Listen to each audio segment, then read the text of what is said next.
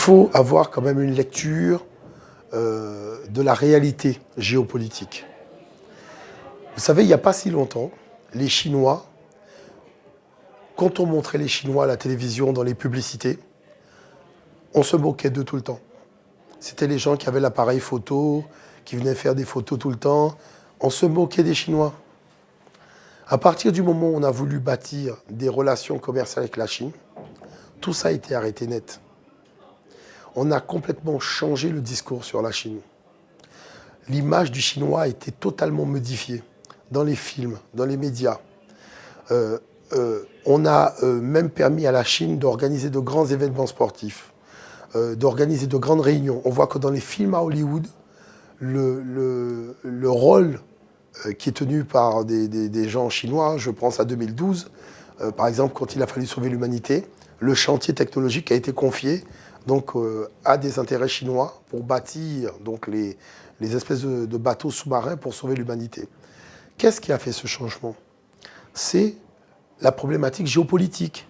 C'est-à-dire qu'à un moment, on prend conscience qu'on a un nouveau partenaire, on veut tisser des liens avec ce partenaire-là, donc on modifie le discours dépréciatif qu'on avait à son... C'est-à-dire un discours néocolonial. Bon. Maintenant, voilà que des individus viennent me dire à moi que sans changer la nature des relations économiques avec l'Afrique, il est possible de faire changer l'imaginaire français vis-à-vis du noir et de l'Africain ou de l'Indien. Je dis, excusez-moi, il faut quand même être un petit peu sérieux. Parce que soit on prend un éventail et on agite de l'air, ce qui veut dire que bon, il faisait chaud, mais il faut savoir quand on a arrêté d'agiter l'éventail, ben, on aura à nouveau chaud. Ou soit on décide de mettre un climatiseur et de faire en sorte que c'est la dernière fois qu'on ait chaud. Et là, je dis que moi, je viens de la Guadeloupe. J'étais à 28 milliards d'années-lumière de croire que les relations entre les êtres humains étaient de cette nature-là. Je me suis retrouvé dans quelque chose. Je dis non, là, ça dépasse mon imagination. Mais de là à penser qu'on peut arriver devant l'arbre et couper les feuilles sans s'attaquer à la racine de l'arbre, je dis quand même, il faut quand même être un petit peu sérieux.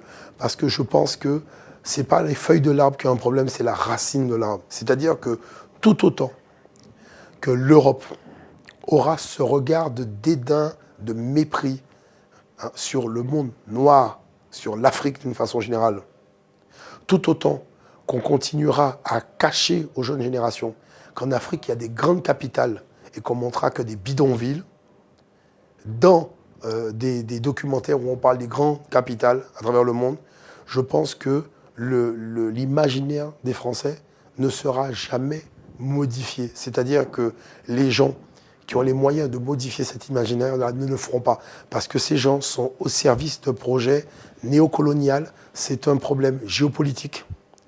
Et le fait que nous soyons ici, c'est un accident de l'histoire. Parce que je pense que les Jules Ferry n'avaient pas prévu ce cas de figure quand ils ont dit qu'il faut aller braquer l'Afrique. Donc, je pense que plutôt que de perdre son temps à lutter contre le racisme et compagnie, qui est pour moi vraiment une perte de temps, je pense qu'il faut s'attaquer au projet géopolitique.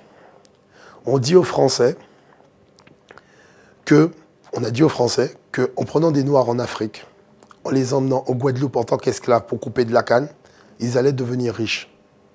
Les gens l'ont fait. On a dit aux Français qu'après l'esclavage, on va aller braquer les Africains pour faire la colonisation et voler les richesses de l'Afrique. On va devenir riches. Les gens l'ont fait. Au moment de l'indépendance, on a dit qu'on va braquer et brader encore les indépendances africaines. Les gens ont écouté en disant qu'ils sont devenus riches.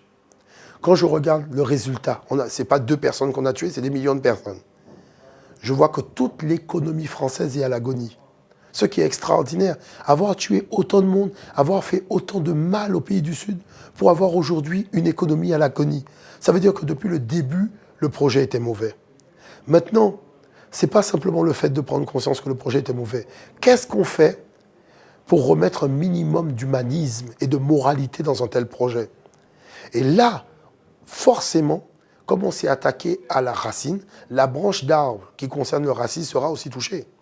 Mais venir me faire croire à moi aujourd'hui qu'on peut toucher à la branche d'arbre qui concerne le racisme en laissant la racine du mal telle qu'elle est, je pense que vraiment c'est se leurrer. C'est pour ça que si je trouve que, bon, c'est une initiative parmi les autres, mais ça ne correspond pas en tout cas à ce que moi je conseillerais aux gens. Parce que je suis quelqu'un, je ne déteste pas les Français.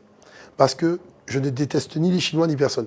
Je dis simplement que nous partageons la même planète. Nous sommes des adultes.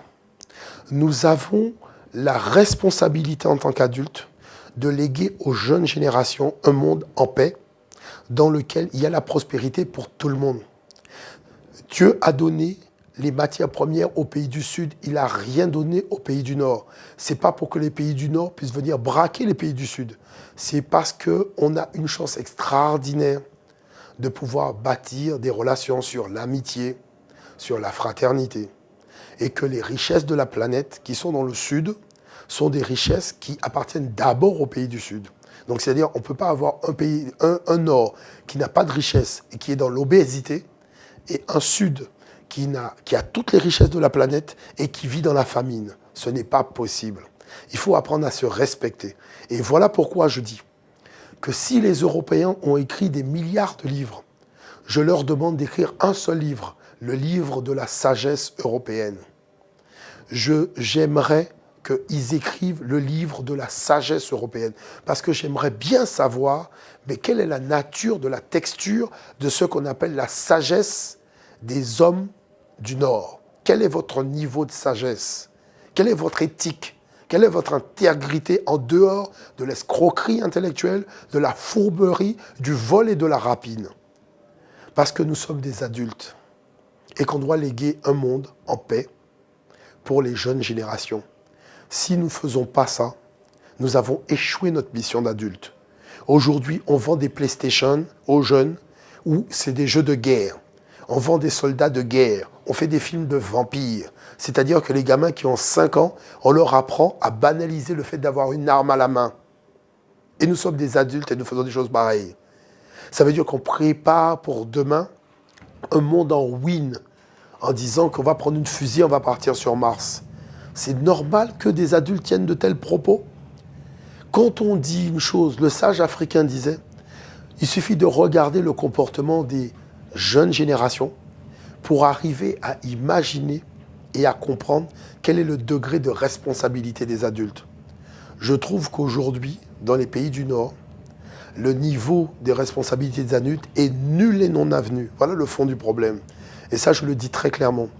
Parce qu'après avoir fait l'esclavage, après avoir fait la colonisation, après avoir fait la néocolonisation, d'avoir tué autant de monde, d'avoir fait autant de mal à l'humanité, voir que l'économie française est en faillite totale aujourd'hui, voir que même Total, qui a volé le pétrole des Africains, parce qu'il faut encore m'expliquer comment des pays comme le Gabon ont du pétrole, et il n'y a pas de station-service gabonaise en Europe, je dis qu'à un moment, il faut s'asseoir et au moins un minimum se regarder dans une glace pour se dire, est-ce que ce que je fais est bien? Donc moi je dis, et je répète vraiment, mais vraiment très clairement ce que je dis. Je pense que, en tant qu'adultes, nous devons faire en sorte que l'avenir des jeunes générations se fasse dans un monde en paix. Ce n'est pas une utopie.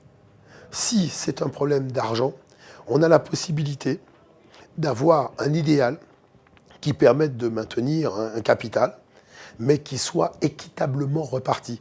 Parce que les gens aujourd'hui qui soutiennent le capitalisme, il y a une chose qu'ils ne disent pas, c'est que 4% de la population mondiale possède 80% des richesses de la planète.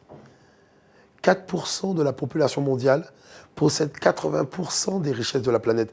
Est-ce que c'était ça, donc, le projet capitalistique qu'on nous a vendu?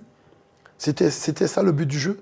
Faire en sorte que la quasi-totalité de toutes les richesses de la planète soit entre les mains d'un nombre infime d'individus dont nous ne connaissons même pas le niveau de sagesse? On ne peut pas faire des choses pareilles. Je pense qu'il y a un moment, il faut être un minimum raisonnable.